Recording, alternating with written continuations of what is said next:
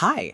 In this video, I am going to show you how to install GCam 9.6 on your Galaxy S10 Plus.